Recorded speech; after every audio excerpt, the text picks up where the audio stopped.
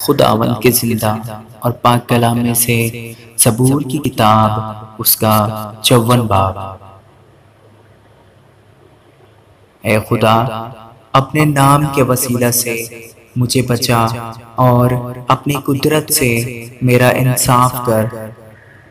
اے خدا، میری دعا سن لے، میرے منہ کی باتوں پر کان لگا، کیونکہ بیگانے میرے خلاف اٹھے ہیں اور تندخو میری جان کے خواہاں ہوئے ہیں۔ انہوں نے خدا کو اپنے روبرو نہیں رکھا۔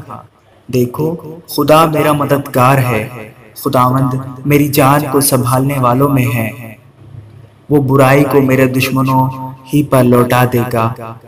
تو اپنی سچائی کی روح سے ان کو فنا کر۔ میں تیرے حضور رضا کی قربانی چڑھاؤں گا۔